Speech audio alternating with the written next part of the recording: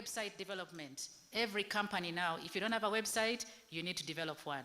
And so the need for junior talent still exists, and Dela is still investing and partnering with other people to deliver training at the lower levels, but also gaining internships and partnerships to place these people within the local ecosystem. Perfect.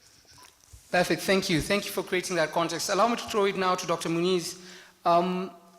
So there's that one need for global companies to want some certain particular talent, but there's also the other side where the market is saying, no, we don't need that right now, we need it in 1 year, or we need maybe 2,000 people, not 10,000 people. So help reconcile for us where the market demands are going, even as we move towards a digital economy, knowing very well that Africa primarily still has a very rudimentary, very rural base. A lot of the economy goes through the rural setting, so just help with that. So, good morning, everybody. It's wonderful to be with you. And first of all, so my field of work is the study of the impact of technology on the economy.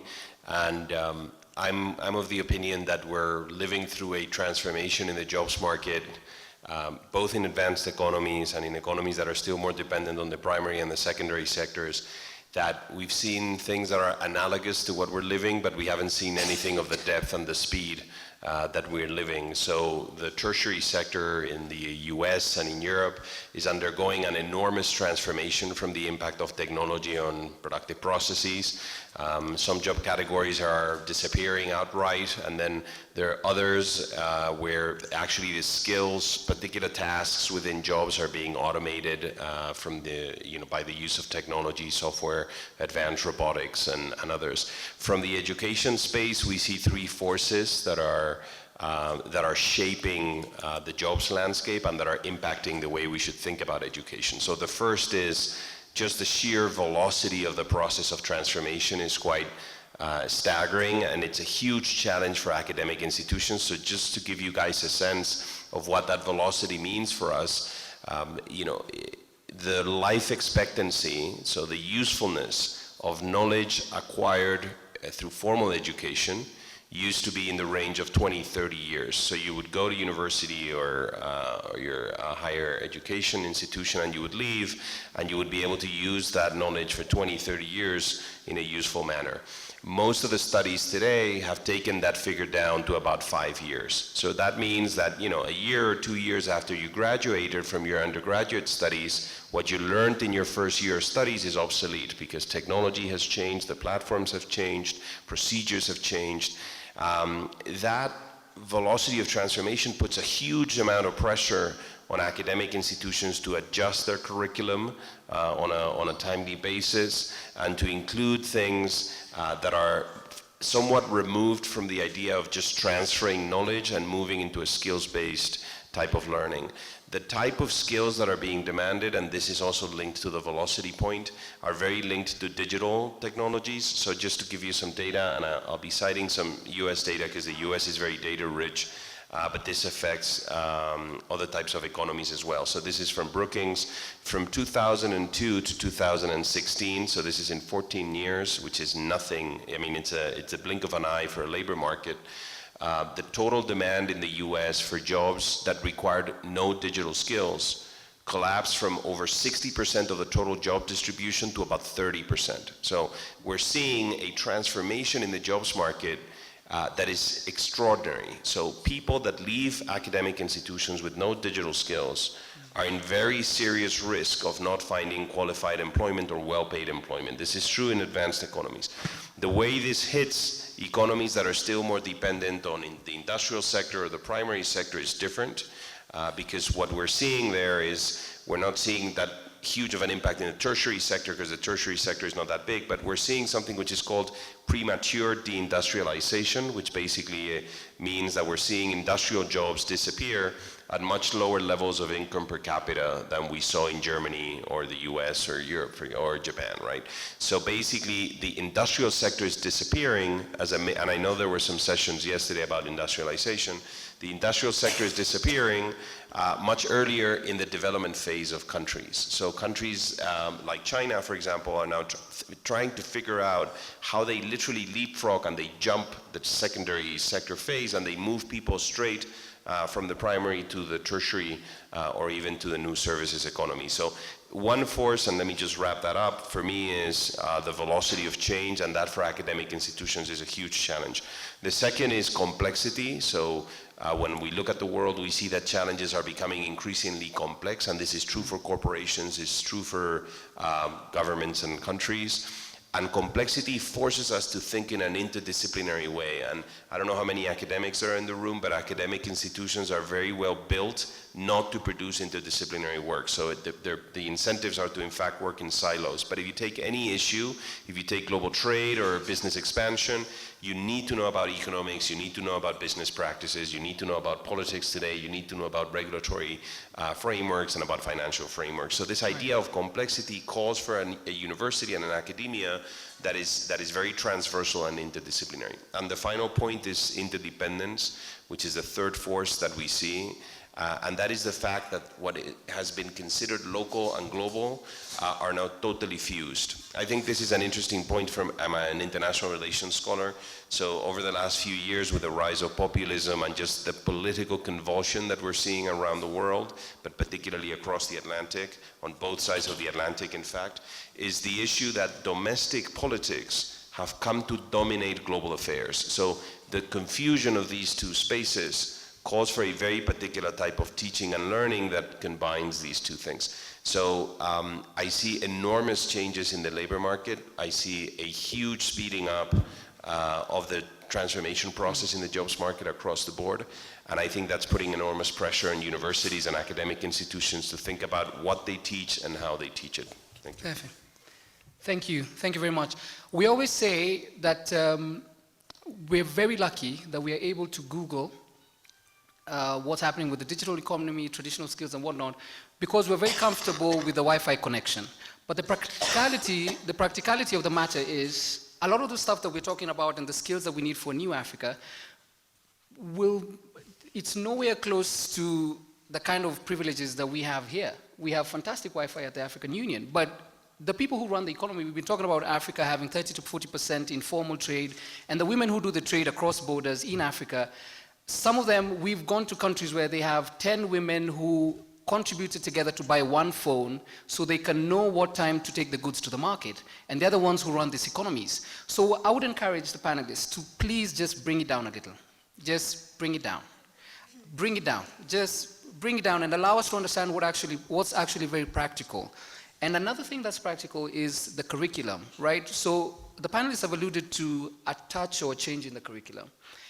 In our African settings, given what we've gone through the last couple of years, our curriculum cannot be changed or has not been changed for the last 50 years, right? It doesn't mean that if we say digital economy, by the time we go back home, that will be changed. So please help us with those two things. Right, so good morning everyone, and thank you for inviting me. So yes, if you go on the internet and you check to see what the skills for the 21st century young person is, you'll find things like the digital technological literacy, critical thinking and all of that. But one thing where I think we're failing to see is that while all this provides a lot of advantages, it's increasing our vulnerability and the privacy concerns that come with it. And I think it's all the more reason why we need to begin to pay more emphasis to things like principles, okay, principles that ensure that people can use their skills and their intelligence for positive things for the good of humanity. And if we bring this down to Africa, we'll find that we have, well, Africa and the rest of the world, we have a crisis of leadership because we have a prevalent absence of principled leaders who will put their people first. And so I think that one fundamental addition, the fundamental gap in today's curriculum is the emphasis on character, ethics, and values. So no matter how skilled we become, without these three things, it's very difficult for us to use our skills for the good of humanity in a consistent manner. And I think Gandhi summarizes this very beautifully when he talks about the 7 deadly sins. He says, wealth without work, which is not sustainable. Pleasure without conscience, which is self-destructive. Knowledge without character, And it's difficult to be a good leader and engender trust. And we know that no matter what we talk about, when there's no trust, it's difficult to do business. Business without ethics, which is also not sustainable. There's no way I'm going to do business a second time with someone who's not unethical. Science without humanity, which eventually destroys humanity. Religion without sacrifice, which leads to fake religion, which is a big problem in Africa especially. And politics without principle. And so for me, I'll just say 4 major things that I'd like youth to take away, and I think that academia should begin to focus on. 1, youth should become purpose-driven, impact-driven. Don't just work to earn a living, work to make a difference. The gap, the disparity between the rich and the poor in Africa is really enormous. I've been fortunate to be born into a very comfortable family, but I've always been very worried about the fact that all around me I see poverty. We need to close that gap. We need to have more people who are purpose-driven and work to make a difference. Being principled allows for moral leadership, and this engenders trust, which allows many things happen. We must have a moral compass. We must foster personal discipline, self-mastery, master yourself so you can lead others better. And then be resilient. The fact that you want to do good doesn't mean everybody's going to be on your side. But we've got to be resilient and continue to want to bring about that good. The reason why Mo Ibrahim, Strive Masiyiwa, Bob Collymore are known around the world today is because they've improved the lives of their people. And they made a lot of money in the process. Unfortunately, traditionally we think that when you make an impact, you get below market returns. That's not true. Bill Gates is the wealthiest man in the world today because he puts a computer on everybody's table. So the more impactful we are, the more money we make. And then dream big for Africa. Have a vision for a greater and better Africa, which means doing business in a way that solves problems. And Jack Ma summarizes this very beautifully. Jack Ma is the wealthiest man in China. He says, in business, if you want to remain small, solve small problems. If you want to be big, solve big problems. So it's also the way to greatness, it's also the way to wealth. And African youth need to understand this. So I'll just end with Arnold Schwarzenegger's summary of the road to success. This is a guy who went from absolute poverty to extreme. We know he became the governor of California eventually. And so he says, look, have a vision, because it all begins with a vision. Who do you want to be? Okay? Think big. Think really big. And then ignore naysayers. They're always there. Ignore naysayers or the dream killers. And then work hard. And it says, finally, when you get there, give back.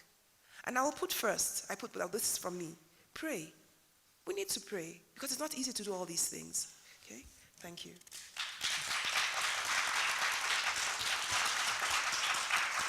Thank you very much, Dr. Henrietta. Thomas, no pressure whatsoever. So we've heard what the panelists have had to say. We have 2 more panelists who will give us maybe the multinational view, but we have different skills for an internal market to function. And I know you're very particular about what kind of skills we should be looking more towards, even as we move towards reconciling both the traditional and the new skills. We'd like to hear about that.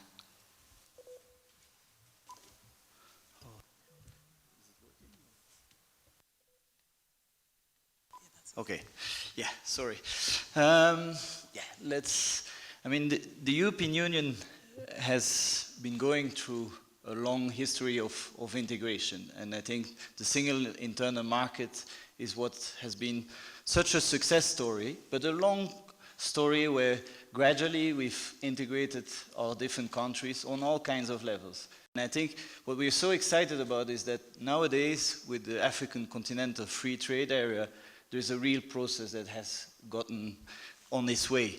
And I think when it comes to issues like skills, is that we have to look at what are the opportunities. So far, trade between African countries is far too low. And with this opportunity of the Continental Free Trade Area, we have a huge opportunity with a massive youth, with more than 1 billion consumers very soon. On what areas should the African countries trade? And so I think there we have to look at, because I've heard the high end, what you said, which is also, of course, very much there, but there is also the low end. I mean, food production, food processing, I mean, to a certain extent, unfortunately, even there still processed food is often coming from outside. So what kind of skills do you need to address this. And so I think what is important is also to look at sector per sector. And that's what we've done, is like blueprints in Europe around key sectors that we've identified. And this is again like through partnerships between the private sector and the states and the continental level, is to identify where we need to invest, on what type of skills, and then make these public-private partnerships in those specific sectors. I think the other thing which I want to mention is the importance of small and medium enterprises in this context of integration, because they are, especially in the service sector, from finance to communication to, I mean, many, and those are like maybe more soft skills, but this needs to be eventually integrated much more into the basic curricula of education systems, I think. And the other element is creativity. I've worked in different countries in Africa. There's still a very old-fashioned way of I mean, education offer has massively increased, but the ways education is provided is very often still old-fashioned. And that is not always giving the space for people to flourish and to take the opportunities that are coming with also this continental free trade area. Thank you for that. Let's throw it to you, Ambassador. When you're looking to invest in Africa or partner in Africa, the kind of people you partner with and the kind of people you speak to has to be very deliberate, because you of broadening inequalities, right? Dr. Manuel has talked about the geopolitics, your reach in data, but we need to know how deliberate you are when you're trying to grow a market, grow supplier base, grow all that in Africa. Thanks so much. It's a great question, and I should say it's a great forum to be in a forum that is honestly so inclusive, both the panel and the audience, with such an emphasis on women and youth, and so I'm so happy to be joining it. And I was so struck by the values piece that you brought in, because I think it's enormously important. And in fact, I think it's an area where for U.S. business, and our friends from GE, I think will really illustrate the principles that I articulate, that for U.S. business, the values piece is so unbelievably important. And so one of the things that U.S. business is often bringing is really a commitment to the local environment. So a recognition that to be successful, one has to understand the context, one has to be mindful of labor interests, environmental concerns. All those kinds of things are crucial to being a good corporate citizen, but also to being successful. And I think in many ways U.S. business has a strong reputation for doing just that. From our side, from government, where we are playing an enabling role, if you will, both for U.S. business and also then working with African partners, whether in business or government, to increase trade and investment between the United States, we're then bringing that same commitment. We do it concretely through our own legal framework around corruption and transparency, which means that U.S. companies are obligated to operate overseas in a transparent, non-corrupt manner. And that is, it's an enormous commitment and effort that we make because it is necessary and it's the right thing to do. Many of our businesses have been on the continent for a very long time. GE has been here 100 years. We've got some countries where our embassies are far newer than our businesses. And I think that reflects a commitment. What I want to pick up on that my European colleague mentioned was AFCFTA, which couldn't agree with him more about its importance, could not underscore more the United States' commitment, support, enthusiasm for seeing AFCFTA succeed. And one thing that we believe will be enormously important to your question is how it will be inclusive, the way it will bring in those players and economies who have been marginalized, the way AFCFTA will, by reducing barriers to trade, will enable more of the population should participate. Right. So you volleyed the ball to Mr. Mohammed, so I guess I'll just segue to you as well. So we would like you to speak about one thing. Now, the premiums and the case to be made for blue-collar jobs, whether you think we have the right skills currently, and how you work out knowing that you might build a certain set of skills, certain set of people, and then they will leave the organization, right? So there's that bit of the operational cost as well. Speak to us. Thanks for having me, Georgie, and good morning. It's definitely a pleasure to be here. Before I go into the question, maybe I'll just talk a little bit about what we do as a company. So I work for General Electric. It's about a $100 billion company specifically focused on the infrastructure spaces. So we work in everywhere from power, oil and gas, transportation, and healthcare. In the continent, we have about 2,500 employees. We're spread around 25 countries, and we make about $4 billion. So in the context of the Continental Free Trade Agreement, there is a lot of business opportunity for companies like mine. When we first started aggressively looking at Africa, we realized very quickly that there was a gap between the skills that were needed locally in country versus what we would need to be successful. So we did a few things. I think first and foremost, we were very focused on hiring local competency. And why we did that is, as much as we would be successful, I think the best people who would have the best interest of the continent at heart would be people from the continent.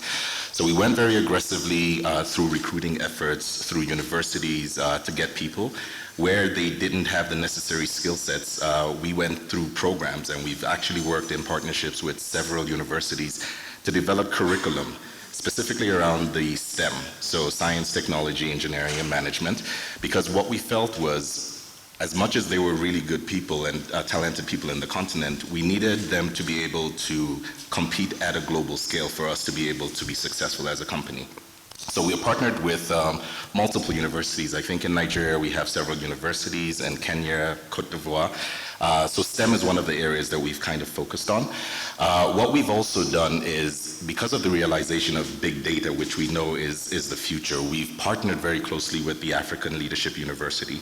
And we have a postgraduate program. It's a one-year program that we work very closely with them. There are a few individuals that we go through rigorous training also to kind of develop this specific skill set. Now, speaking about attrition, I think we like to pride ourselves as a competitive company. While we may not be the most highest paying company, I think a lot of people, if at the end of the day, if you realize it, they go to jobs every day because they are excited about the work that they do. So while the money is important, I think the value that you create is much more important. And having Africans working in the continent, you really cannot overemphasize the value that you're bringing. So I wake up every day, I work in the power sector. My country, we have a very large gap between power that we have and power that we need. But for every turbine that we turn on in my country, there's a sense of pride that I have that I know that can never be replicated. And I think as a company doing work consciously, that's really what we're feeding. You know, we're training people to provide value for your continents and for your respective countries. That being said, we really are not too scared about people moving around. You know, where we train and people move to other companies and other jobs, what we feel is the GE brand is actually being spread around. A lot of these people end up in government entities where they become policymakers, and at the end of the day, they positively affect us because they make sound policies that only enable us to do business a lot better. So we don't look at it as a loss. So I mean, these are the kind of focuses that we've kind of concentrated as a company. Proper training, and then hopefully giving back to the community in the process. Perfect. Thank you. Thank you very much, the panelists as well. For the interest of time, we'd like to take 5 questions from the audience. Please, if you could just raise your hand. We have one there. One there. Those are 2. Then we'll just take note of them. All right, let's take those 2 questions, please. Microphone? Yeah. Good morning. Thank you for having me here. My name is Angela and I'm from Kenya.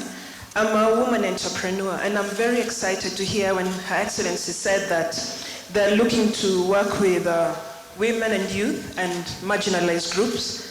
Now, that's very exciting for me. I'm here And through She Trades, I've been able to have access to a lot of people who can actually help me. But the problem is, how do you want to be accessible? Because most people do not have access, most of these marginalized groups do not have access to these kind of opportunities. So what are you going to do about that? Thank you. Very clear. One there. Great. Thank you. This is Susie Zimmerman from UPS. Building on that question, we heard from Ambassador Le Pen how companies will try to hire local talent and provide jobs for the skills that they are helping to develop among young people in the countries that they are investing in. But then how do we encourage governments to work with partners that are investing in their country to also engage the young graduates who are eager for jobs? So the private sector can do a lot, but what can the governments be doing to ensure that they are promoting that practice? Thank you. Do we have any other question? Anyone we're leaving out, or would like to hear let's hear the answers first. All right, please. Sure.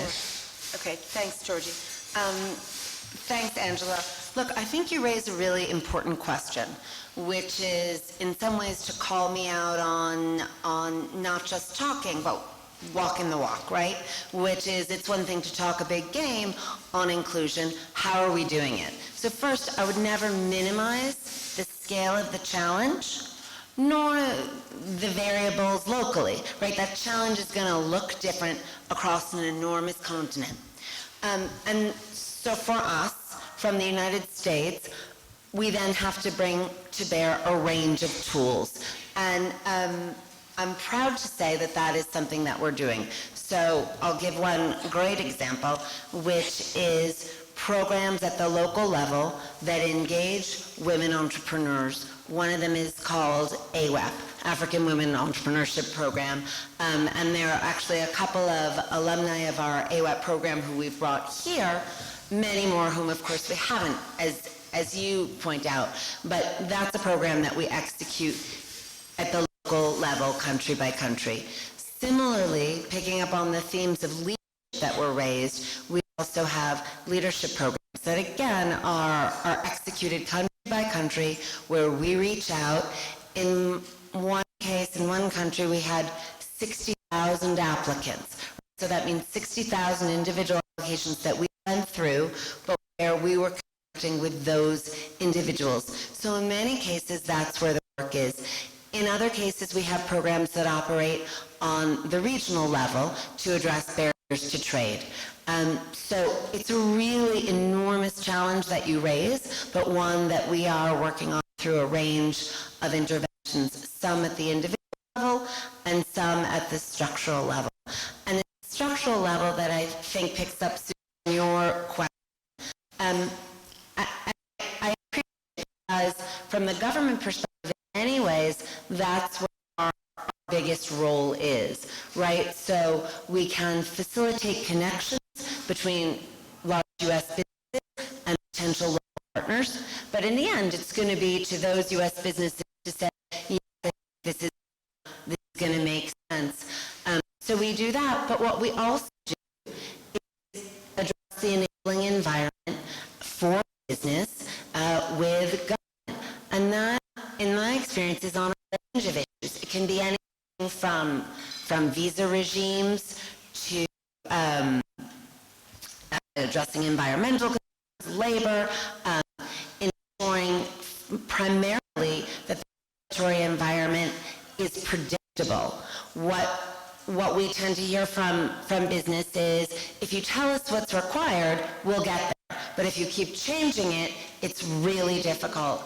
And that's a message that I hear over and over from U.S. business, and so it's a message that I take over and over to partner governments. And it's similarly a message that I think in the USDA context will really have an opportunity to emphasize, because the quality of those government-to-government interactions necessarily vary. In some places we're able to have more of an impact on the enabling environment. But what I think AFCFTA will do over time, right, this is an unbelievably, to the point of inspiring, ambitious vision.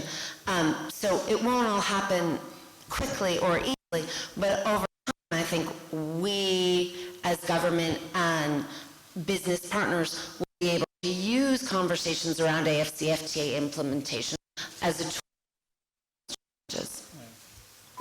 Thanks. Thank you. We'd like to hear from you about the government's working with partners to engage young graduates. So what I think is that you're actually pointing to a big academia. There's no way government can create jobs for everybody. And so in the past, there were those vacancies and people would go to school to learn to get a job.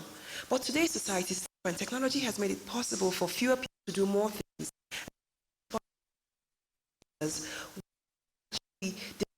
Create every problem is a profitable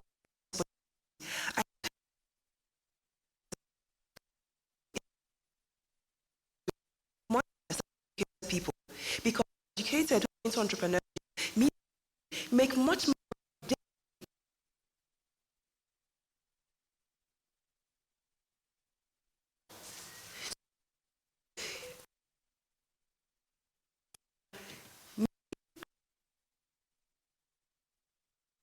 Africa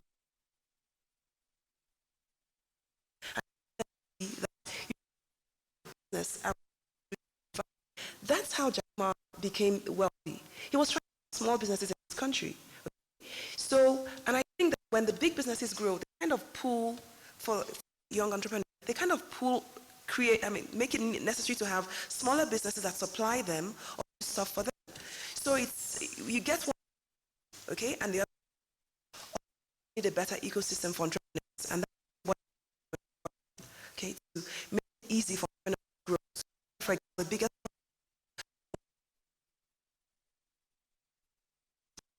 and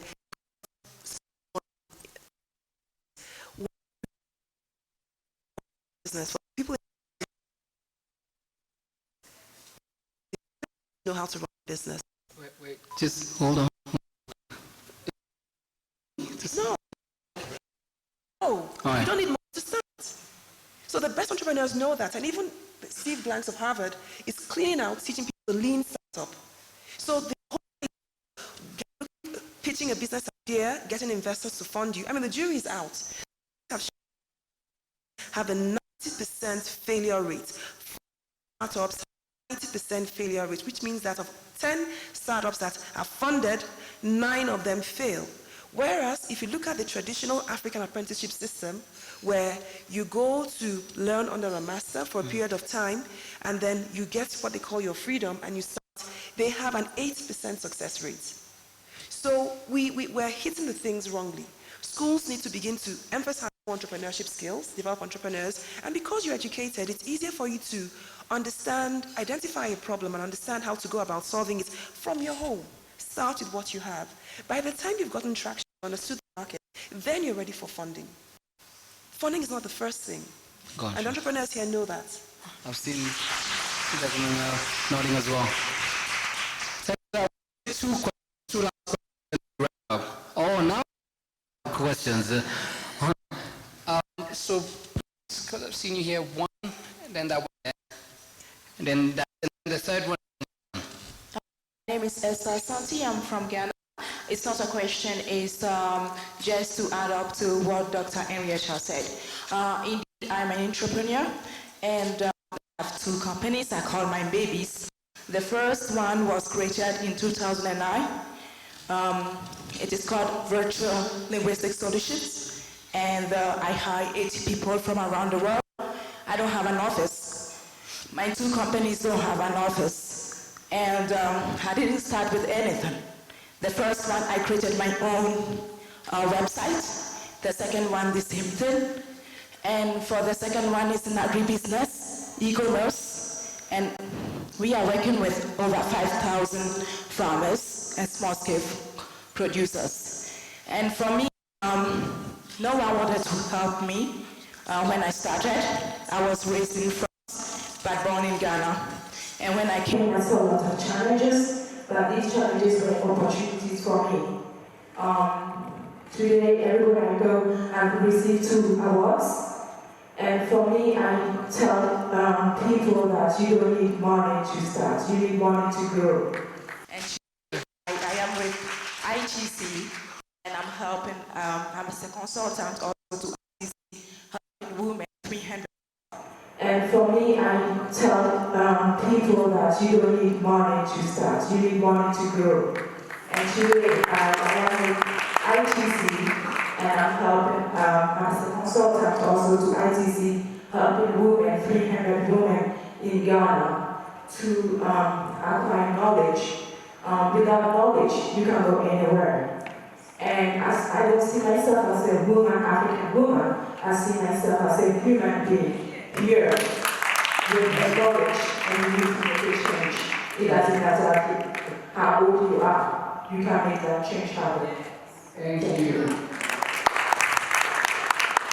Thank you very much. We have, yes.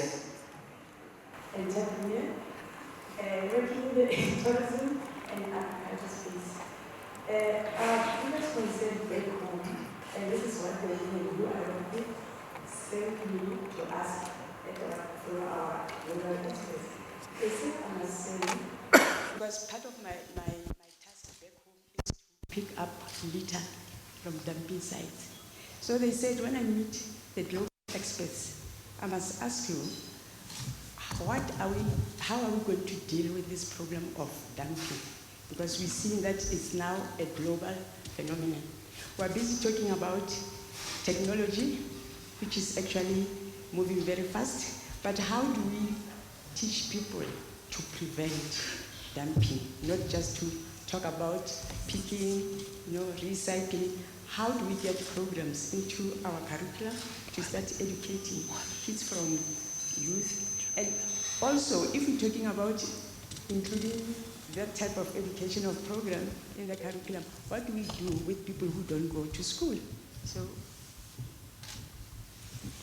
Thank you, thanks for that. Let's take the last question.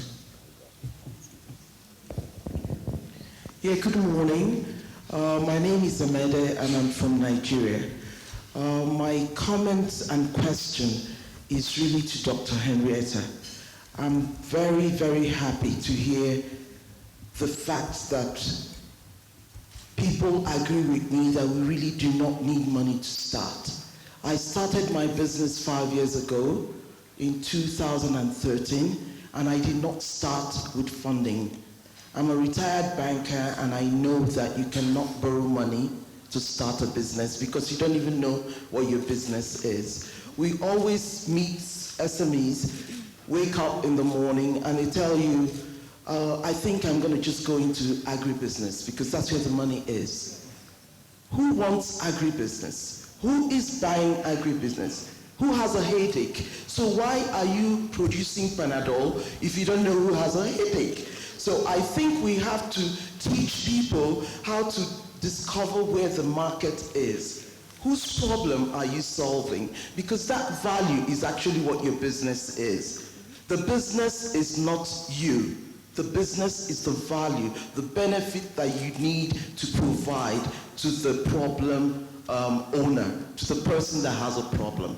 So I need to ask a question. I don't know how we need to get people to start to rewire their brains in order to start to think in that line. Because there has to be a shift. We can't go from product to market.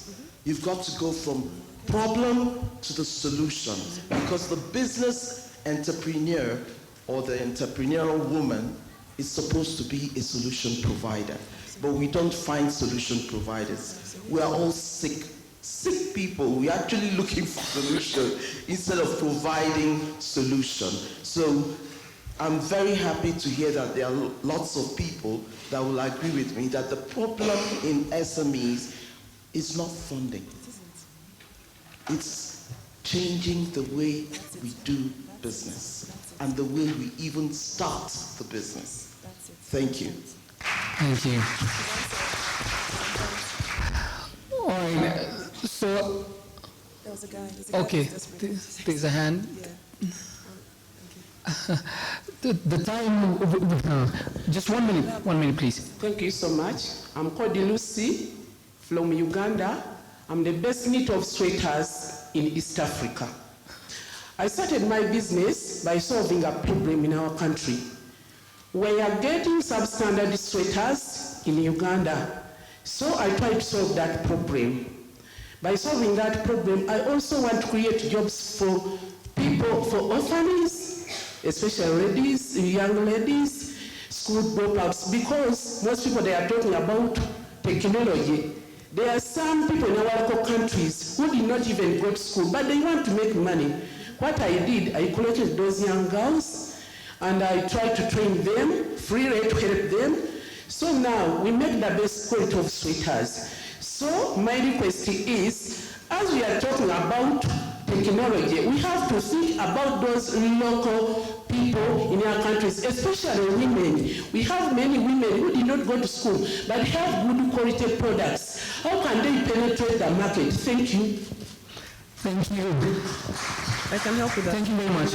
All right. I think what we'll do is, let's just start from the left, going like this, as we give a parting shot, as precise as possible. There are questions asked on dumping and environmental concerns that were asked here, getting people to rewire their brains from problem to solution, and technology vis-a-vis the local people who don't get the same opportunities. So please, whichever you can address as you wind up.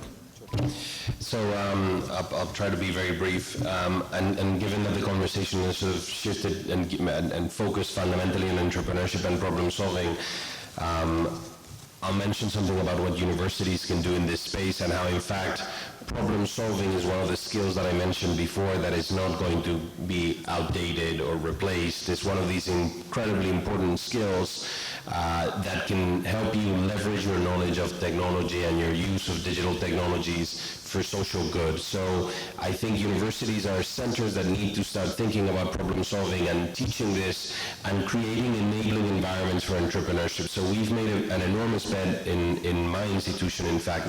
The business school at IE runs a very successful MBA program, and it was one of the first MBAs in the world that had entrepreneurship as a core component of the program. And we do this through practice. So there's an entrepreneurship lab. Students don't finish their studies unless they've worked in teams and come up with particular projects that are tested. We have something called Area 31, which is a space for innovation, and a lot of our students actually create companies when they graduate, and we put them in touch with mentors, and we put them in touch with venture capitalists and others. And universities can also be important interlocutors with the public sector so that we alleviate the regulatory issues and other issues that tend to make entrepreneurship very complicated. And if you look at the most successful ecosystems of innovation and ecosystems of entrepreneurship, if you look at Silicon Valley, you look at Cambridge in Massachusetts, or you look at Shenzhen, normally they have behind them very effective applied academic and research institutions that take this message of problem solving and entrepreneurship to their core and think of their mission also in terms of transfer and generating business opportunities. So there's something for us to learn there. Thank you. Perfect. Thank you. Thanks for that.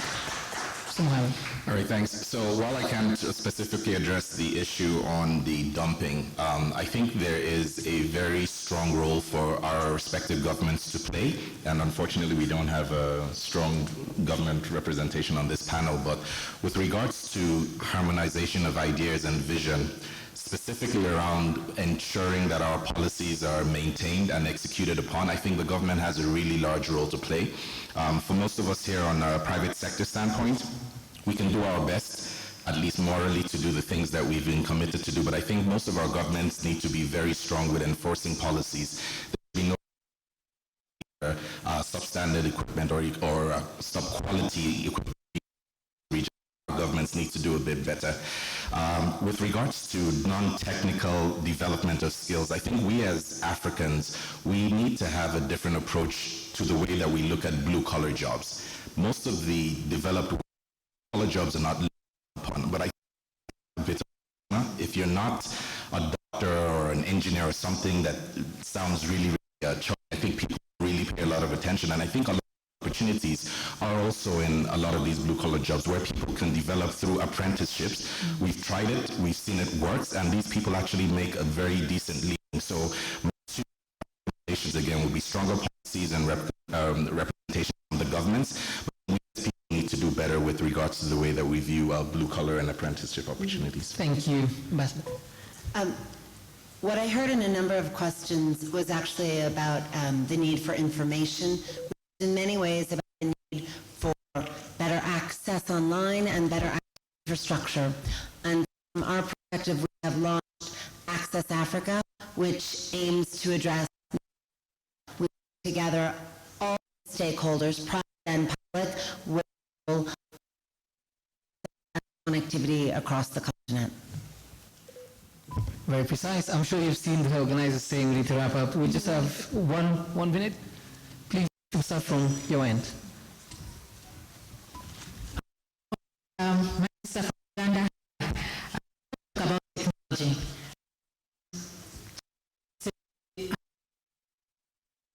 I have an engineering background, and to say that technology has uses at different levels.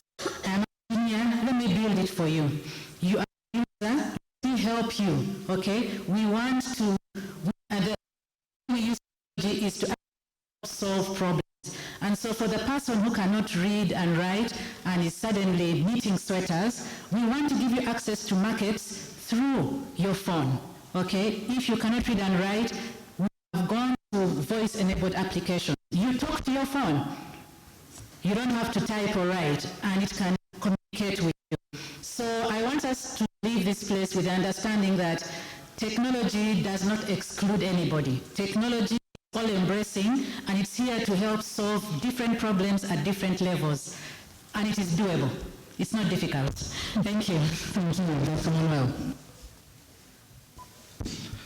I think very briefly, because we have only 1 minute, I think on the side of government, I think there is a collective effort needed to transform basic education systems where it's much more child-centered and giving around the talents of different children's new opportunities. If you change the basic paradigm of how you do your education, I think you will create more creative, ready kids to take the opportunities that are there. I think in the field of technical and vocational education training, we as European Union are working with the African Union on the African Skills Initiative. And there again, the whole thing that we are working on is on innovation, innovative methodologies of learning where the different stakeholders, the private sector, the government, civil society are coming together to define what it is that is exactly needed.